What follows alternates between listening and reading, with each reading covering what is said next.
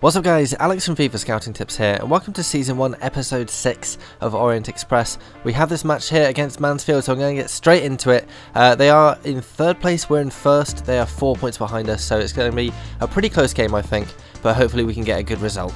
We made the perfect start with Moore dancing around a defender after 6 minutes, getting to the edge of the box, firing in the shot. It was parried, but Schuster was there to put in the rebound. A very similar goal to one he scored last time, where he was there to mop up another shot that was parried by the goalkeeper. A really good start. This was our first attack on goal, and it resulted in us going 1-0 up. Schuster once again proving how valuable he is, getting 9 goals so far in the league. Really important contribution from him. It didn't stop there. Dimitriou doing well, passing it to Schuster, but his shot this time was saved by the goalkeeper and we couldn't make the most of the rebound. More opportunities this time for Moore, a good save, and it dropped to Cox, but a fantastic save on the rebound by the keeper. Almost a very similar goal to the one Schuster scored, but the keeper really did well to keep it out. Came in at halftime and we were dominant. We had 8 shots, 7 of them on target. They only had 1 shot and it wasn't even on target. We had 54% of the possession. When was the last time I came in at halftime with the majority of the possession? It just shows how well we were doing in that half. We were really on top of Mansfield. Then in the second half they did have chances. This one fired just wide of the near post and I ended up punishing them for it. Gundu's taking the ball off one defender, beating another, crossing it into the box. It looked like the keeper would get it, but Schuster beat him to it and headed in the goal to make it 2-0. It really did look like the keeper was going to get this, and I kind of like this. It looked like he took a massive hit there, getting punched by the goalkeeper, but it didn't matter. We put in the goal to make it 2-0 and give us a bit more comfort there. Schuster now up to double figures, 10 goals in the league, doing absolutely amazing.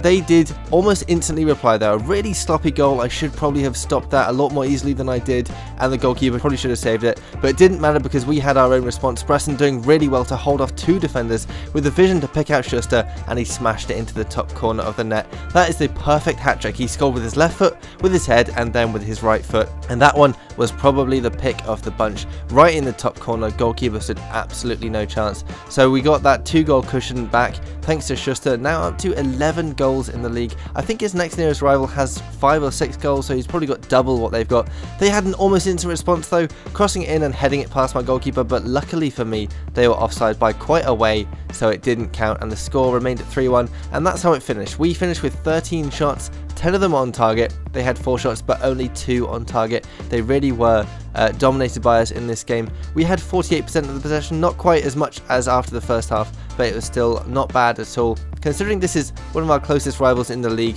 we really did show them how to do it and comprehensively beat them. Schuster got a 9.6 rating, of course he was man of the match with his hat-trick. Bresson got a 7.6, Dimitriou with a 7.7, and Gundu's got a 7.7 as well. Really did just show how important Schuster is to the team with those 3 goals, getting us the 3-1 win. Okay, time for another training session. Looks like Horgan and Taylor already are pretty close to growing, and same with Schuster. Looks like if everyone gets good results, they'll probably grow up a level at least, so that should be really good. And yes, they have all gone up 1. Horgan gets a D and a C, Taylor gets a C and an A, and Schuster gets a C, but they all grew a level, so that's all really good to see, everyone progressing nicely. Right, up next we have this match against Cambridge in the Johnson's Paint Trophy. Just going to sim it because it is a cup game, so we can get through it nice and quickly.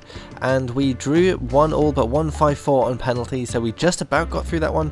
Probably a bit tighter than it should have been, but it doesn't matter, we got through to the next round.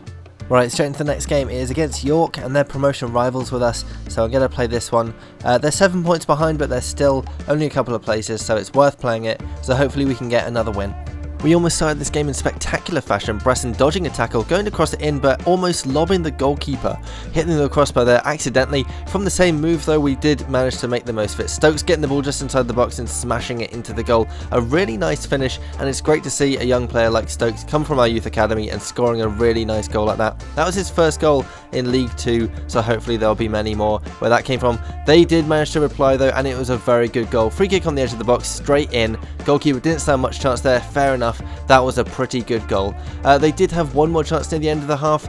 Loads of space for their striker, but he volleyed it over and he was offside anyway, so it wouldn't have counted. Came in at half time and it was extremely even. We only had 1 shot, and luckily for us it had gone in. They had 2 shots, 1 on target, and that had gone in as well. They were just ahead in possession, but it was a very even game without much shooting though. The ball was pretty much getting bogged down in the middle of the park. Not really many opportunities at all, a very tense stalemate of a game really. We took until almost the last minute to get a shot, and it was well saved by the goalkeeper. Unfortunately, we couldn't manage much more from a free kick, though we did have a header which somehow the keeper couldn't keep hold of, but that was about it really. That second half was very tense, just like the first half. We finished with 3 shots and 2 on target. They had 3 shots and 1 on target. Possession was much closer in this half, and it was really, like I said, a bit of a stalemate, and I think a draw was probably a fair result because neither team really did enough to break the deadlock and go ahead to get the victory. So a 1-1 draw was probably quite fair. In terms of ratings, Moore got man of the match with a 7.8, Stokes got a 7.1, but no one else really shone. We just didn't really do enough to get a win, so 1-1 draw. I was quite happy with that. York are a good team, one of our closest rivals, so it wasn't a bad result.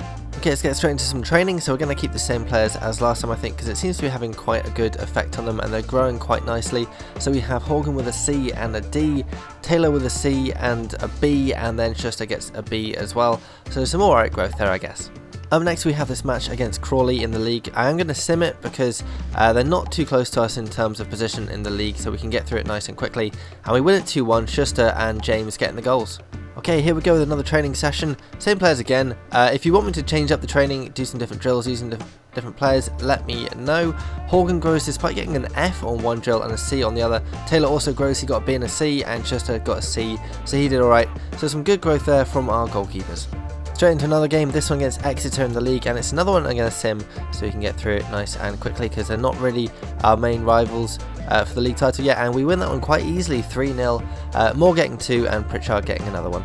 Right, time for another match. This one's against Accrington, so once again I'm just going to sim this one. I think they're some way down the league, so it's not really a hugely important game, but we still managed to lose it 1-0. That's pretty disappointing. Our first loss for a little while, I think. Didn't get the points we needed for that one. The training continues at a pace, and we're going to keep the same lineup again. I know I'm being a little bit boring with this, aren't I? But it seems to be working really well. And once again, Horgan has grown, got an A and a C. Taylor got an A and a C as well, got some nice growth, and Schuster got a D. So our goalkeeper is just growing absolutely rapidly. It does really show that you can really get them to grow very fast and hopefully exceed their potential after a couple of years. So I'm going to keep training the goalkeepers, I think. Maybe put them down to 1 session, I don't know. Let me know if you think I should train some different players and give some more space to outfield players. Now for the final game of the episode, it's against Stevenage, not very high up in the league, so again, I'll just sim this one because we've got some scouting reports just around the corner and I want to see how we do with those. So we win this one 2-0 Viatri and Gundu's scoring for us. So another training session. I have changed it very slightly. I've given Spark a session there right then in place of Schuster, kept the goalkeepers the same though. He got a C. Taylor has grown despite getting a D and an F. Couldn't really have been much worse there, could it? And Horgan got 2 Cs. So once again, some nice growth for one of our goalkeepers.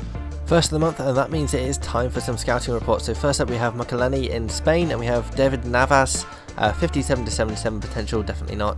Ernesto Carrazzo, 64 to 86. Again, I don't think that's really good enough.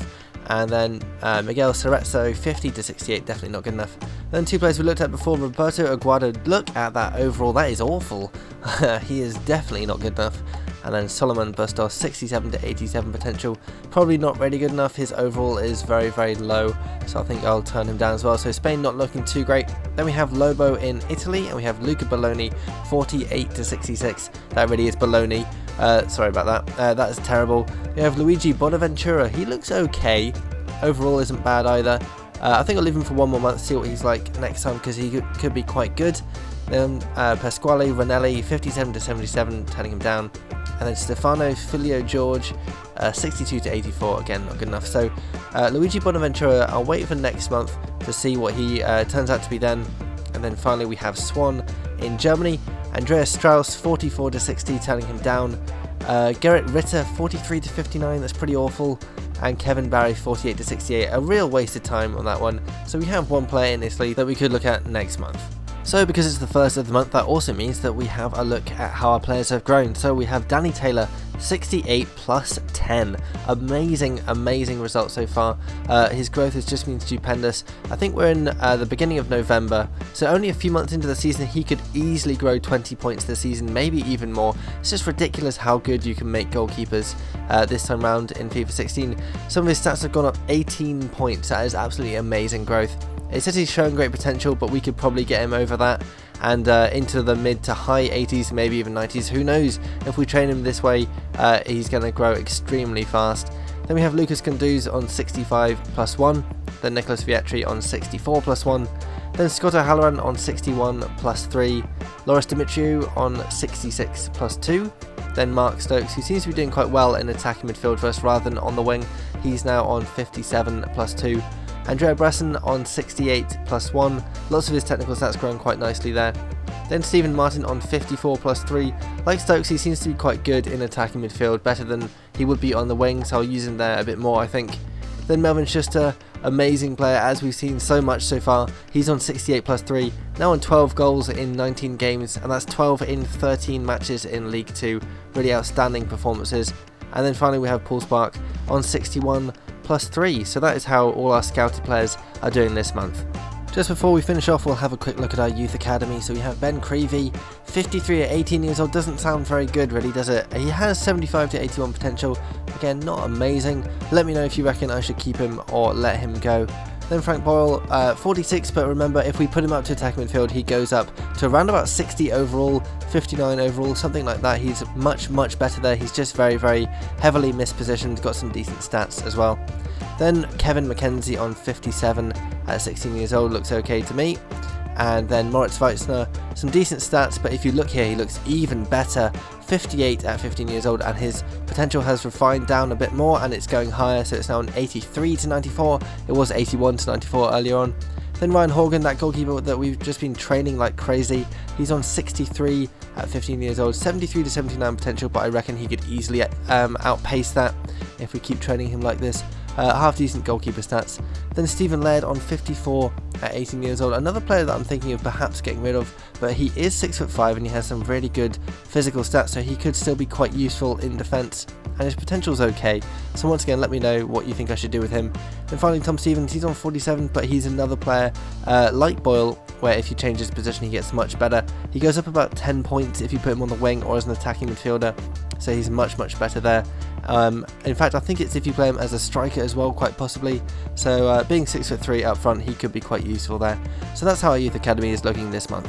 So we have a cup game against Crawley up next, but I have run out of time, so I will do that one next time. Keep all your ideas coming for what you want me to do in this series. Any players you think that I should get rid of in the academy, any different places that I should scout when these scouting trips end, all that kind of thing. Keep all your suggestions coming, and different players to train perhaps, anything like that. I want to hear it. Also the Scouting God contest. This month it has been on strikers, but I know that strikers are really difficult to find. I kind of thought that it'd be a good one to do because it'd be a good challenge and you might be able to find some really good strikers, but it looks like once again it might be a bit too difficult. Last month's contest was on strongest players and that was too difficult. I had to change it. So I'm thinking I might have to change it again this month because I just have hardly had any entries at all, and it's been a while now. So I think I'm going to change it again to make it the highest overall players, aged 18 or under. They can be any position. You can use training if you want, because basically the difficult thing is thinking of different criteria every month for this contest, because in FIFA 15 it wasn't too bad because training wasn't really an issue, obviously.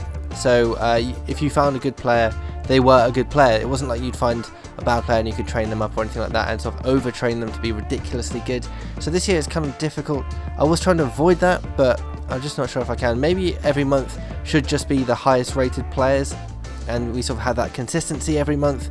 I don't know. Let me know what you think we should be doing for this contest, but I think this month again it will be on the highest overall players aged 18 or under. They can be in the academy or out of the academy, whichever you want, and you can train them if you like.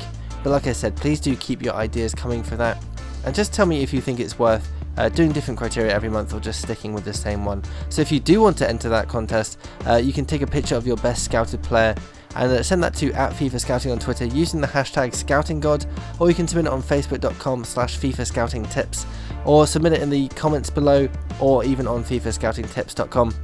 That will end at the end of December, the final one for the year, so make sure it's a good one. Do also keep all your feedback coming and all your ideas for the rest of this channel, other things I should do, any collaborations, any sort of different series I should do, anything you want me to do on my website as well. Keep all those ideas coming. Make sure you leave a like if you enjoyed this video, and thanks for watching. And this month's winner is Melvin Gondor, found by Harry Easton. He is rated 94 at 18 years old. 94 at 18 years old, just think about that for a minute. That is absolutely insane. This has got to be the best scouted player I have ever seen.